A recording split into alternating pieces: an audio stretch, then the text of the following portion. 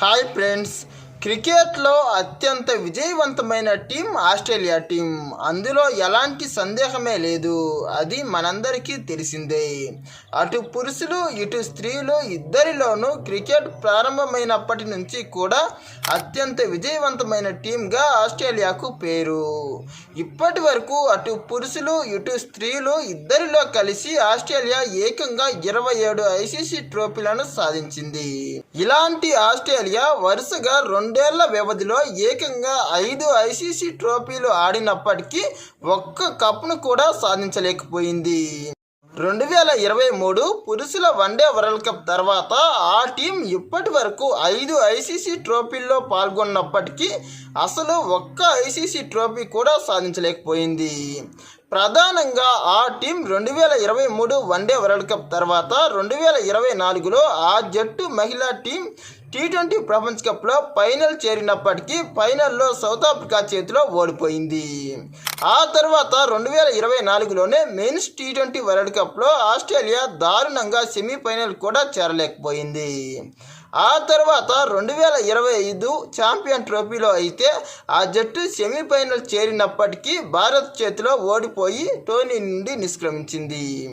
ఇక ఇదే సంవత్సరం సౌత్ ఆఫ్రికాతో జరిగినటువంటి వరల్డ్ టెస్ట్ ఛాంపియన్షిప్ ఫైనల్లోనూ అనూహ్యంగా సౌత్ ఆఫ్రికా చేతిలో ఓడిపోయి ఈ అవకాశాన్ని రెండోసారి చేజార్చుకున్నది.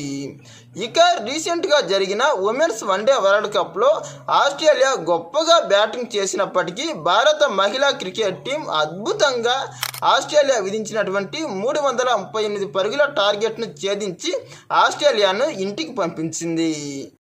ఈ చేదు జ్ఞాపకాలను దృష్టిలో ఉంచుకొని ఆ జట్టు యొక్క మాజీ ఓపెనర్ మరియు వికెట్ కీపర్ అయినటువంటి ఆడమ్ గిల్క్రిస్ట్ ఒక జట్టు గెలిచేటటువంటి ప్రపంచ కప్ను అత్యుత్తమంగా మరియు ఆ దేశం యొక్క గొప్పతనం మరియు గౌరవానికి ప్రతీకగానే భావించాలి, కానీ గర్వంగా భావించకూడదని తెలియజేశాడు.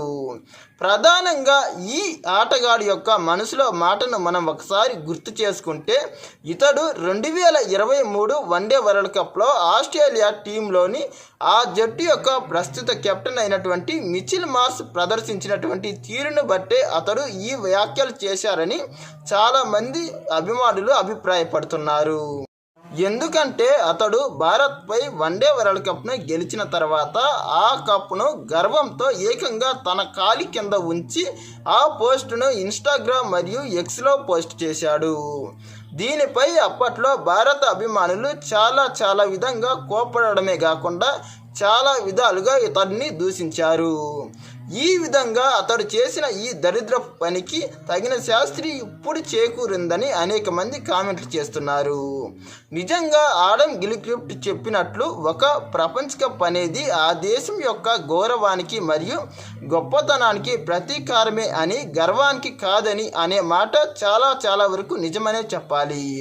ప్రస్తుతం ఆసీస్ ఆటగాడు చేసినటువంటి ఈ దారుణమైన పనికి ఇప్పుడు ఆస్ట్రేలియాకు ఇలానే జరుగుతుందని చాలామంది అభిమానులు అభిప్రాయపడుతున్నారు. దీనిపై మీ యొక్క అభిప్రాయాన్ని కామెంట్ చేయండి.